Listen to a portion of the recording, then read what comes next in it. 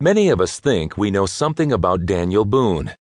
We grew up hearing about him or seeing someone in a movie or on TV acting the part of Boone. A cheerful, illiterate American patriot wearing a coonskin cap, who discovered Kentucky, built the first settlement there, and killed innumerable Indians. But little of what we think we know about Boone is true. Boone despised coonskin caps and did not wear them. He did not kill many Indians.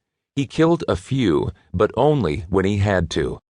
He was an adopted son of a Shawnee chief and had many friends among the Shawnees, even though Indians killed Boone's brother and two of Boone's sons. Boone was not illiterate. Indeed, he wrote better than most on the frontier. His spelling was often phonetic and idiosyncratic, but so was that of Lewis and Clark and many of Boone's contemporaries. Boone was neither the first white to cross the Cumberland Gap into Kentucky, nor the builder of the first settlement in Kentucky. While often thought of as an American patriot, during and after the Revolution, Boone was not uniquely American in his ties.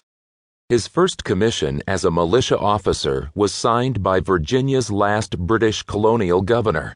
He was Shawnee by adoption, and he became a civil servant in Spain's administration in Missouri before the Louisiana Territory was acquired by the United States. If the untruths about Boone are remarkable, the truths about Boone's life and achievements are much more so. During Boone's long lifetime, he lived from 1734 to 1820. America was born as a country and completely transformed. What had been disparate settlements of fewer than 1 million British colonists huddled near the Atlantic coast became an independent nation reaching well beyond the Mississippi and numbering close to 10 million.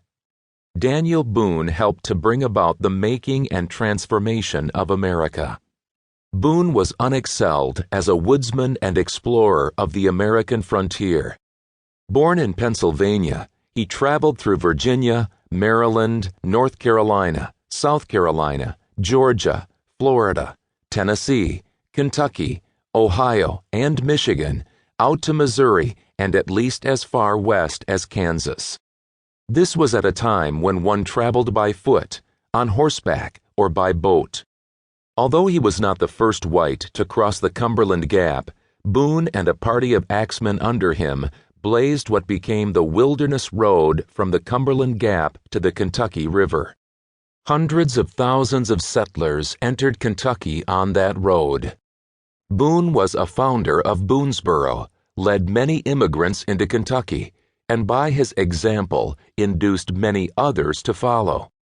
Between 1775 and 1800, the number of settlers in Kentucky grew from fewer than 200 to 221,000, and in 1792, Kentucky became a state.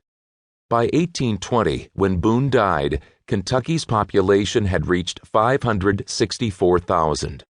Boone's leadership of the successful 1778 defense of Boonesboro against a sustained Indian attack was instrumental in keeping white settlers in Kentucky during the bloody years of the Revolution.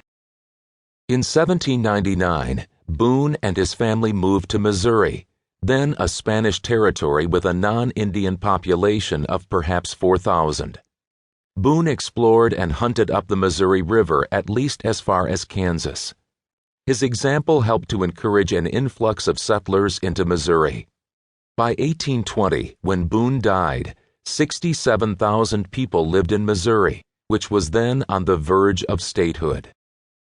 Boone's achievements made it harder for him to do what he most loved to do. Boone excelled in hunting, opening up the wilderness, and guiding settlers into frontier territory. But by doing these things, Boone and other frontiersmen changed the land forever, so that he could not stay where he was and keep on hunting, trapping, and scouting. He was forced to move, with the advancing frontier, farther and farther west. That process of change and movement was key to the transformations in America in Boone's lifetime.